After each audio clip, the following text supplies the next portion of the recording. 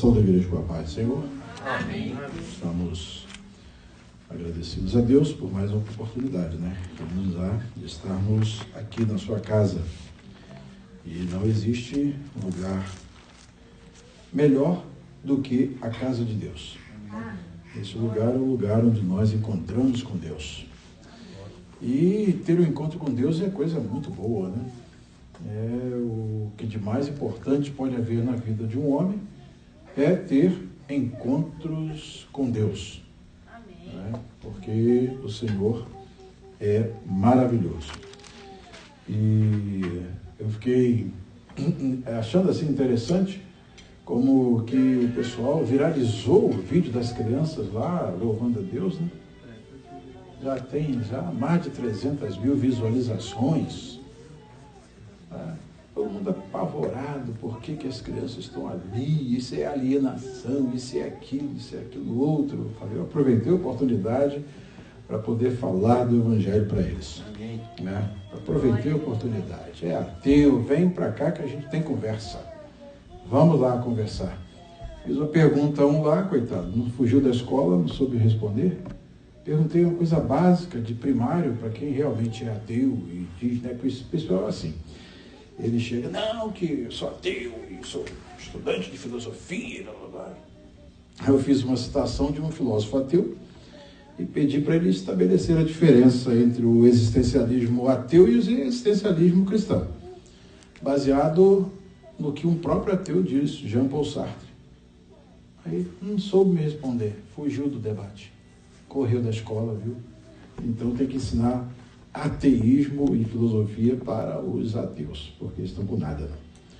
Eu chamei de ateus de bijuteria, Por isso a gente tem uma comunidade lá, que os caras entraram lá um determinado período, mas ninguém mais entra, correram tudo. E eu fui na comunidade deles, uma comunidade chamada Ateia, fui lá, quando comecei a falar, aí já estava com um grupinho do meu lado, E acabou que eu fui expulso da comunidade, fui, de repente, banido de lá.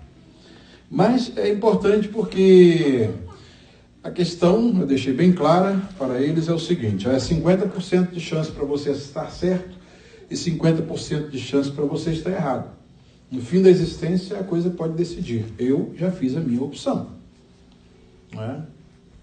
Sartre disse, olha, eu fiquei do lado do ateísmo e espero ter levado até as últimas consequências o meu ateísmo.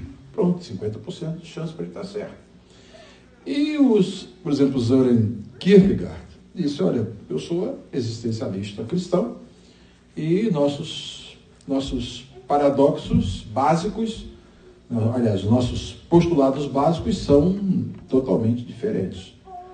Um afirma que Deus existe, o outro afirma que Deus não existe. Daí, então, é uma questão de decisão. Ninguém pode dar uma prova cabal da existência de Deus com base empírica, porque a ciência não tem instrumentos para poder provar a existência de Deus, nem com base filosófica, apesar de que todo o universo, levado por uma perspectiva de raciocínio sobre o que é o universo, a Bíblia diz claramente que os céus declaram a glória de Deus e o firmamento anuncia as obras das suas mãos. Toda a ordem que nós encontramos no universo, nós vemos claramente Deus revelado. O apóstolo Paulo diz que até os seus atributos invisíveis estão nas coisas criadas. Tudo que nós vemos revela Deus. Tanto o macrocosmo das galáxias, como o microcosmos da física quântica, dos elementos tão ínfimos da natureza, tudo revela Deus. Uma mente prodigiosa que quanto mais a ciência avança, mais se descobre o quanto ele é inteligente. Ele é a sabedoria. Daí então, nós que já fizemos a opção, que é aquela opção que um determinado poema diz com muita propriedade, sobre a vida que eu não vivi e sobre a morte que eu não morri, minha vida, o meu destino, eu arrisco eternamente. E graças a Deus que nós arriscamos do lado certo, Nós não estamos apenas com 50% de possibilidade de ter acertado.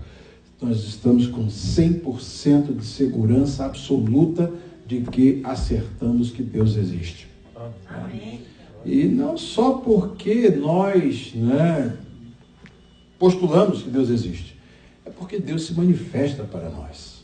É porque Deus se revela para nós. Glória a Deus. É porque o Senhor maravilhoso, Ele envolve a nossa vida. E a gente não tem como, a gente pode duvidar até da nossa própria existência. Mas da existência de Deus não tem condição de nós duvidarmos. Tivemos um culto ali em Lowell no domingo passado, que, como dizia o evangelista Nelly, que banquete de glória. Que banquete de glória. O Senhor nos visitou poderosamente e não teve um que não sentiu a presença de Deus. Quantos ateus estão aí, coitados?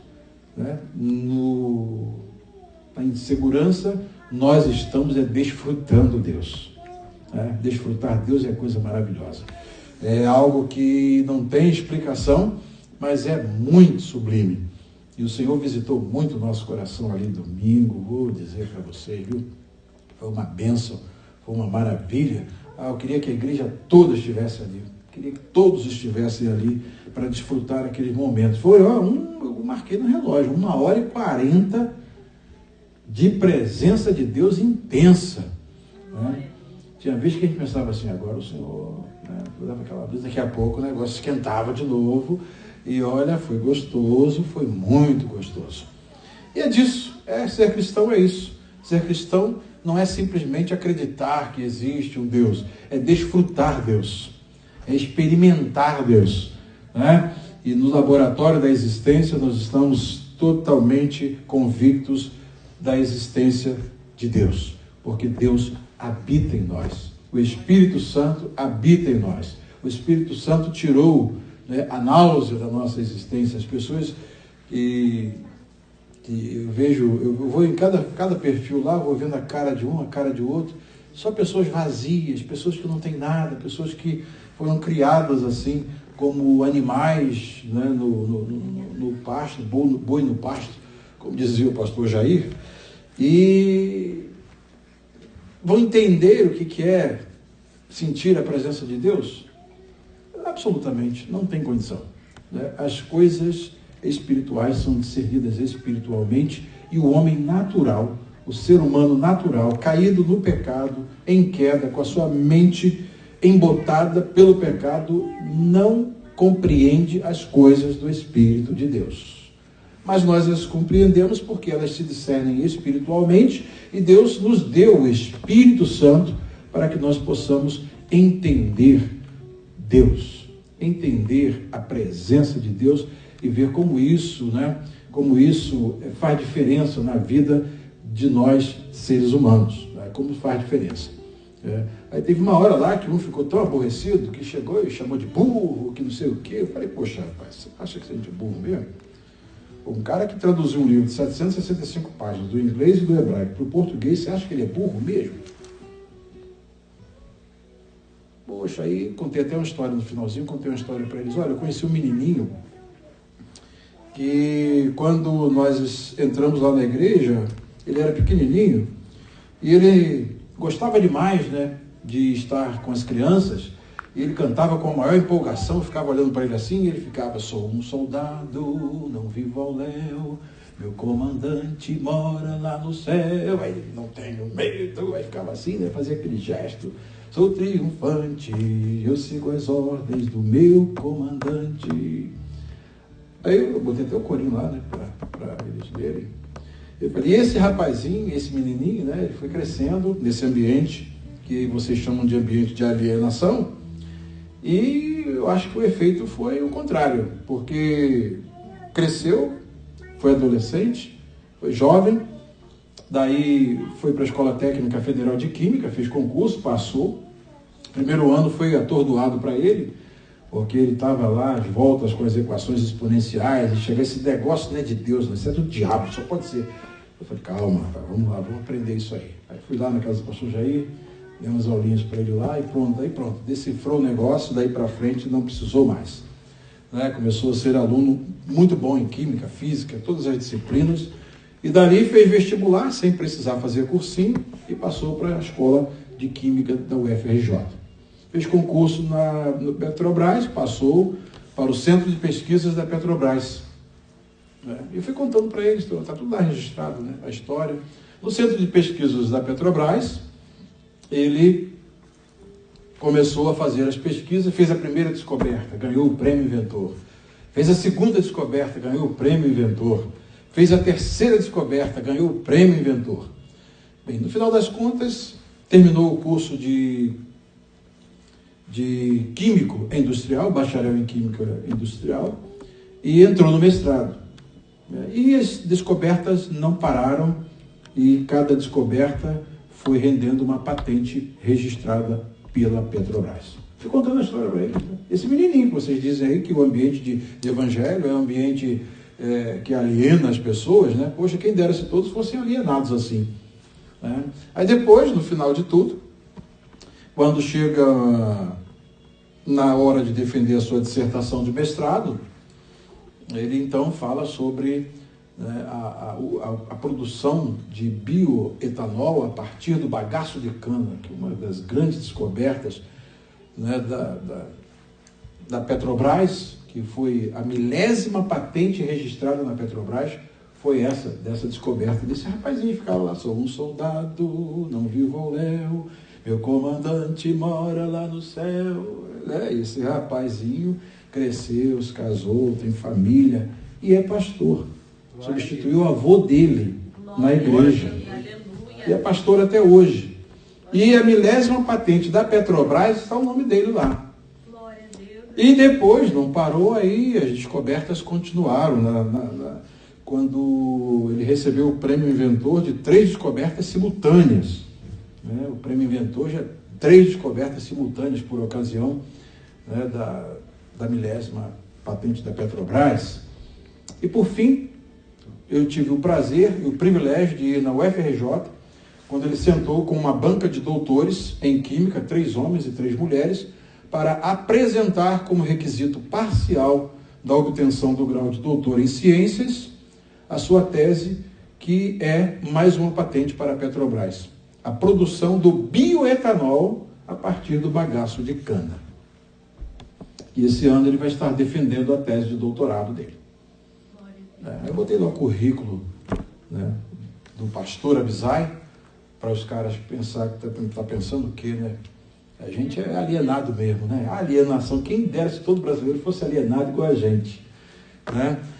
Olha, nossas crianças são muito inteligentes, né? Elas vão dar de 10-0 aí, nessas criancinhas que são aí, coitadas, criadas nesse mundo mal, né? Estamos aí vendo as crianças se perdendo, crianças sendo criadas em ambientes sem pai, quando tem pai não tem mãe, quando tem mãe não tem pai, né? Nesses ambientes perdidos, né? E aí contei essa história para eles, né?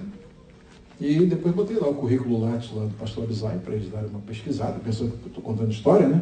Então vai lá, pesquisa lá no currículo Lattes e vai lá ver que realmente as coisas que eu estou dizendo são verdadeiras. E ele é pastor, né? É pastor. Então, aí esse pessoal deve ficar meio doido. Eu acho que eles perderam até o fôlego de começar a escrever lá, né? Começaram até a perder o fôlego. Poxa, essas crianças aí, elas vão, vou ter até um probleminha para eles, brincando, né? Essas crianças aí, daqui quando tivessem mais ou menos 12 anos, vou te treinar, hein, Felipe? Te pego, hein? Elas vão estar resolvendo esses probleminhas aqui de Harvard, de MIT. Eu botei um probleminha de 6ª série lá para eles, né? Aí coloquei lá um probleminha de 6ª série para eles resolverem. Ninguém sabe resolver nada mesmo. 6ª série, né? Só que caiu em Harvard e MIT no concurso de matemática anual, no ano de 2006. Qual é a solução do problema? Vai aqui no meu canal que tem 10 soluções do problema. Desde o problema mais simples que apareceu na prova até a generalização. Vai lá. Aí botei lá para eles o link para eles virem no meu canal. Aí eles ficaram assim, né? Fazer o quê? Assim que Deus glorifica o nome dele. Não é? A gente não tem que correr eu não corro desses ímpios debochados. Eu vou zombar da cara deles e vou lembrar daquele poema, Zombai, Voltaire. Tem um poema que diz assim, né? E os Voltaire dizem, olha, daqui a 100 anos o cristianismo estará banido, né? E esse negócio de Bíblia acabou, e aí a religião cristã estará banida do planeta Terra. 100 anos depois, a Sociedade Bíblica Francesa compra a casa do Voltaire para estabelecer a Sociedade Bíblica que está lá distribuindo Bíblia, né? Luís II e as outras traduções até hoje. O Voltaire foi para o espaço, mas o Deus que é poderoso, que vela pela sua palavra para cumprir, fez da casa dele a casa da Bíblia, da Sociedade Bíblica Francesa. Bonito isso, né? Zombem mesmo, né? Zombem mesmo. E nós ficamos agradecidos ao nosso Deus, porque o Senhor está conosco. Tá? E nós conhecemos Deus, porque Deus tem se manifestado nas nossas vidas. Tá? Nossas vidas eram vazias, a minha vida era uma vida vazia.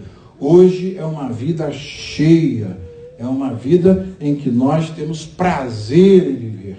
É uma vida em que nós temos convicção de onde nós viemos e para onde nós estamos indo. É uma vida que nós temos a convicção de que há seres celestes nos acompanhando na nossa jornada. Os anjos de Deus. Gente, o ser humano tem uma vida melhor do que essa aqui só lá no céu mesmo. Né? Só lá no céu. Então é por isso que quando nós estamos na presença do Senhor e quando o Senhor se manifesta no seu templo, todos dizem glória. Né? Nós temos que dar glória a Deus, temos que dar aleluia, que significa, expliquei para eles o que significa, botei lá o texto hebraico, né? O termo hebraico, aleluia, o que significa, né? Louvai ao Senhor, para eles, né? Entenderem como é que funciona a coisa. E então, isso mostra para nós como nós temos que estar preparados, como disse o apóstolo Pedro, a responder a qualquer que pedir a razão da esperança que há em nós. Por que você é crente? Por que você é diferente? O que você sente lá na igreja? Né? E aí você tem que saber explicar, responder e mostrar como Jesus é bom, como o Evangelho é transformador, como é uma delícia ser crente.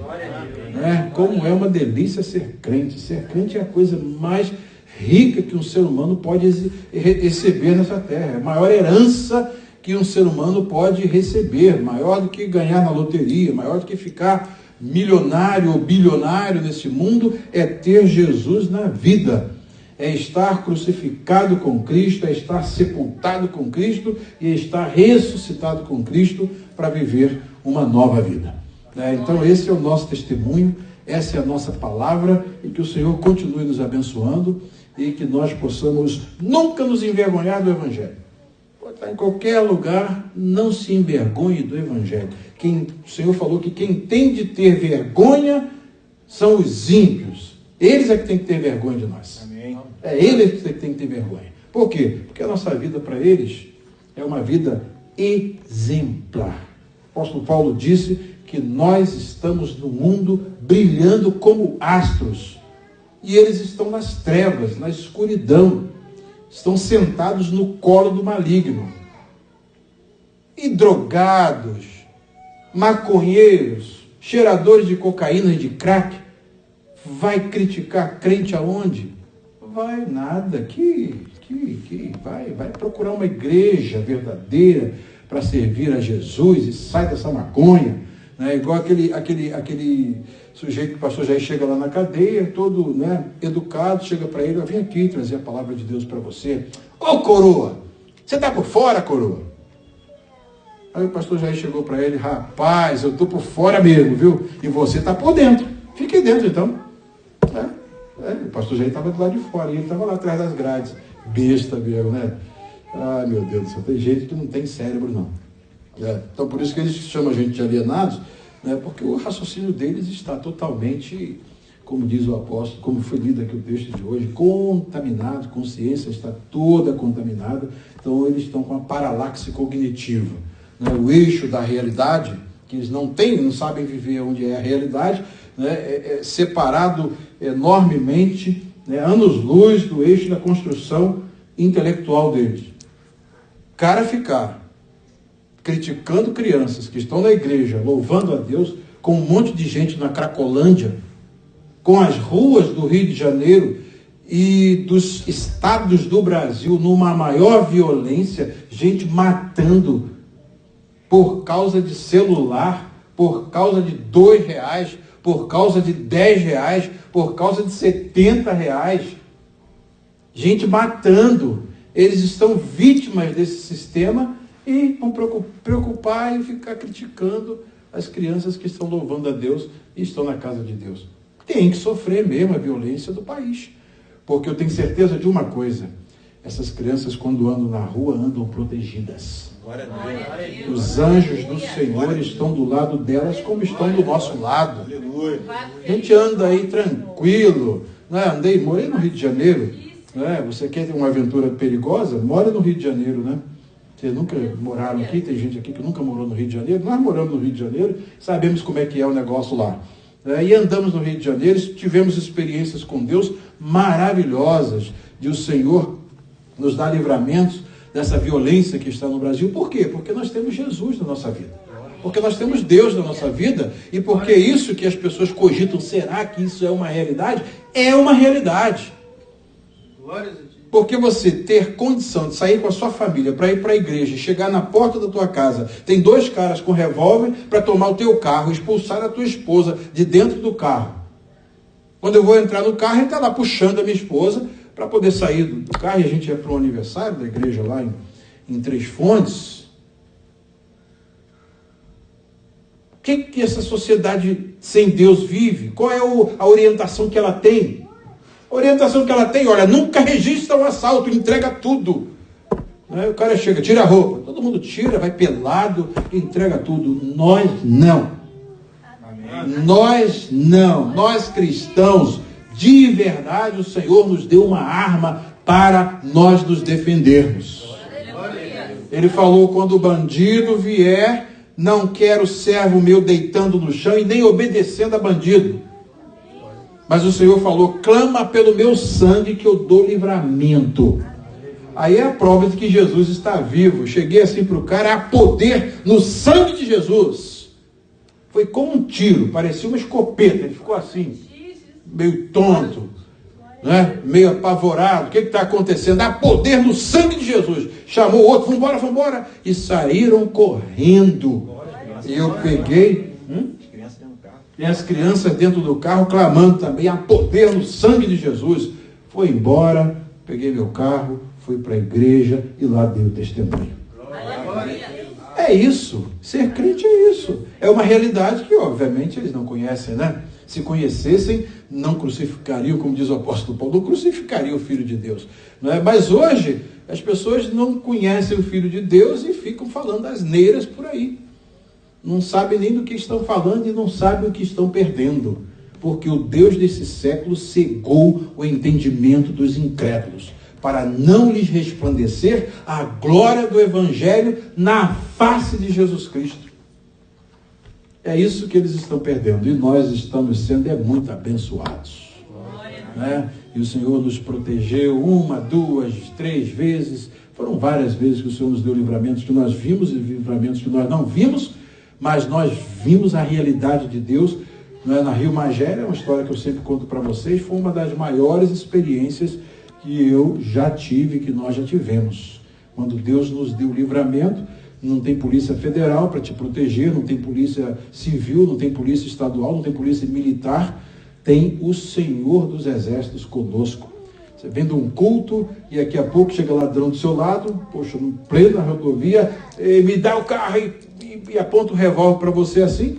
Todo mundo faz o quê? O que diz? O que eles orientam dos repórteres? Olha, não resista ao assalto. Aí nós praticamos a maior desobediência. Há poder no sangue de Jesus. Eu a saquei primeiro. E a turma do meu lado. Pastor Adelemir, pastor Jason, Esther, Maria Antônia estava dormindo nessa hora, orando, né, tranquila lá.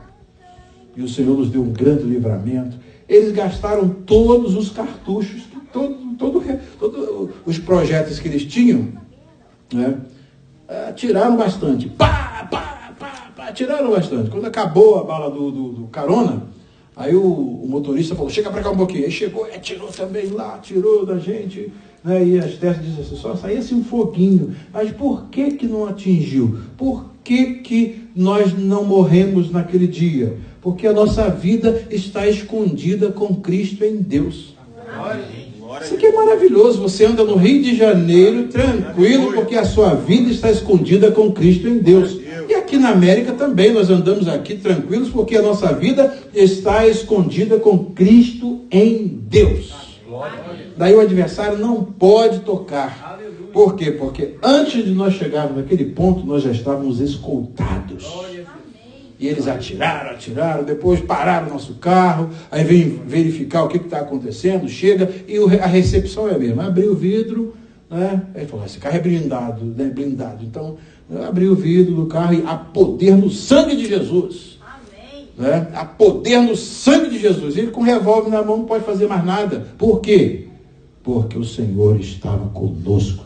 O Senhor estava ali juntinho de nós e nos deu livramento. E o nome dele foi glorificado, aí chegou um outro, vambora, e foram embora lá, pegaram o carro deles, e nós pegamos o nosso. Aí a gente não pode dar glória a Deus, tem que dar glória a Deus. Eu não vou dar glória a esse Deus? Poderia estar morto, como aconteceu na semana seguinte. A família de um vereador, naquele mesmo lugar, foi assaltada, ele reagiu e morreu todo mundo. Para Deus provar para nós que ele estava conosco. E eu não vou dar glória a Deus por quê? Porque ímpio não gosta que eu dê glória a Deus, que vai dançar o teu funk para lá, vai dançar o teu pagode para lá, vai para a tua balada para lá. Eu estou na casa de Deus e eu dou glória a Deus e dou aleluia. E entra aqui que você vai ouvir, eu dou glória a Deus mesmo. Porque o Senhor é o nosso Deus e não há Deus maior do que o nosso Deus. Não tem Deus maior do que o nosso Deus. É o Deus que criou essas galáxias maravilhosas. Quanto mais eu vejo as descobertas dos telescópios, eu fico maravilhoso. Meu Deus, olha só que coisa linda. Olha só, já descobriram agora recentemente que tem galáxias aí, cuja as estrelas dos seus efeitos lá produzem diamante. Gente, é muito lindo esse nosso Deus. E eu não vou dar glória a esse Deus. Nós nascemos para glorificar o nosso Deus. E Ele tem estado conosco, e nós saímos dali com vida daquele atentado, porque nós temos visto o índice de assassinatos no Brasil. Todos os dias a gente vê no YouTube, no Facebook, pessoas sendo assaltadas e sendo mortas, levando tiro e morrendo. Mas a nossa história não é assim não. Porque a nossa vida está escondida com Cristo em Deus. E há uma fusão entre a família do céu e a família da terra. Não é? Quando a gente chega na hora do perigo, eles chegam na frente. E depois que nós saímos dali com vida, fomos a um culto na terça-feira. Isso foi domingo, já madrugada de segunda-feira. Chegamos terça-feira lá e a gente está, né, naquele culto tranquilo, abençoado. Daqui a pouco Deus Todo-Poderoso, lá do seu trono de glória, fala para nós.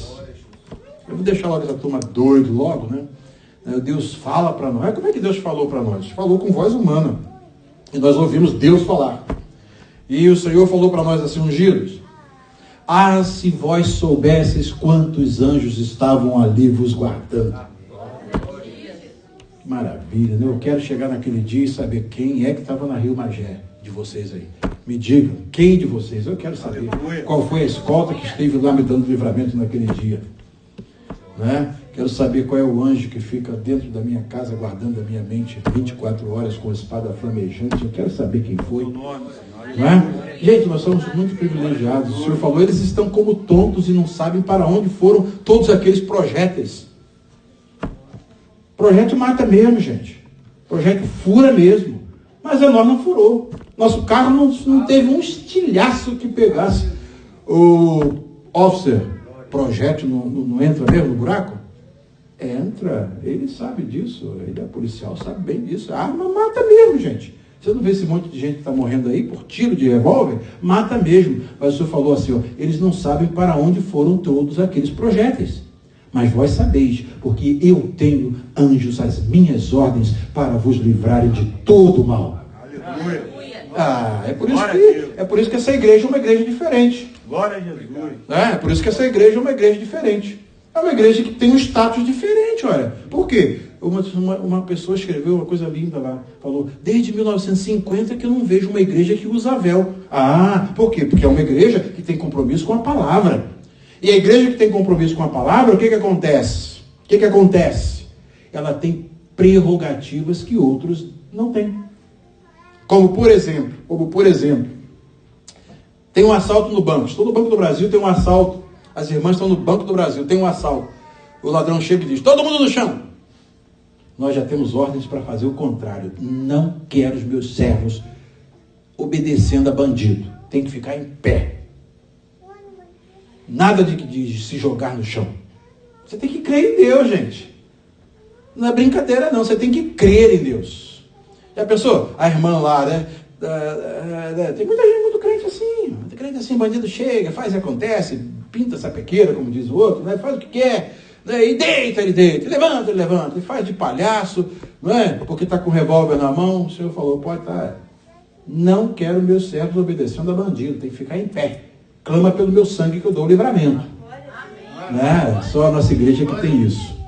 Do planeta Terra, só a nossa igreja que tem essa ordem de Deus. Só a nossa igreja. Só o Senhor falou isso para nós. Vamos falar, mas isso é exclusivismo. Fazer o quê, né? Fazer o quê? Ser filho queridinho do Pai, a gente tem privilégio, é só obedecer a Ele. Né? Esse monte de pastores aí que sabe que a Bíblia é a verdade, não manda as irmãs, né? Não ensina as irmãs a usarem o véu. Às vezes tem até irmã que quer obedecer, mas ele não ensina que elas têm que usar o véu. Né? Então não ensina. Andar com a roupa direitinho, crente não anda igual mundano, crente anda igual crente tem um padrão, crente tem um paradigma, crente tem um modelo, que é modelo que Deus dá.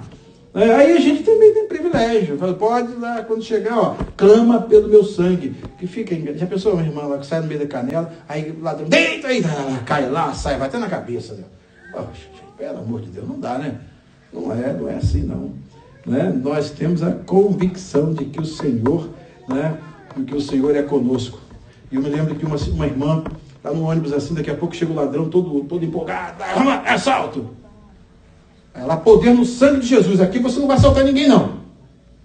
Falei, caramba, ó, é atrevida, né? É ousada, atrevida não, é ousada, né? Aqui você não vai assaltar ninguém, há poder no sangue de Jesus. Aí ele chamou o companheiro dele, o motorista, para, motorista. Saiu e foi embora. Quem manda ali é quem está com Deus. Né? Nós falamos lá a respeito daquele episódio lá, né? Poxa, eu não ia falar nada, pastor. Não ia falar nada. Daquele episódio do rei da Síria, né? Ficou coisa linda, né? Chega lá aquele pessoal tudo ousado. Agora quero ver esse profeta aí vai com a gente ou não vai. E o rei da Síria todo lá. Poxa, o Senhor deu a autoridade ao profeta de Deus. Fé de cegueira, todo mundo cego. Vem comigo, vamos comer lá na casa, lá no palácio do rei. Foi todo mundo. Agora, abre os olhos a esses. Eles tiveram os olhos abertos. O servo de Deus, na presença de Deus, ele é que está no comando, junto com Deus. E nós temos que guardar essas coisas dentro do nosso coração para nós não nos intimidarmos diante de nada, porque mais são os que estão conosco e maior é o que está conosco, que é o nosso Deus. Que o Senhor nos abençoe e que vocês possam levar essa palavra dentro do coração de vocês, né? Sabendo que o Senhor está conosco. Quando entramos no avião, o Senhor está conosco. Se a gente andar de submarino, o Senhor está conosco. Se a gente andar de carro, anda todo dia, o Senhor está conosco. Né? Nós estamos protegidos pelo nosso Deus e não tem coisa melhor do que isso. É por isso que aquelas crianças estavam dando glória, né? Glória a Jesus! Aleluia, Senhor! Glória a Jesus! É isso aí mesmo. Quer saber o que elas estavam sentindo? Aceita Jesus como Salvador. Vem para a igreja que você vai experimentar também, né? É assim que a gente fala para eles. Que o Senhor nos abençoe. Amém. Glória a Deus. Glória a Deus. Aleluia.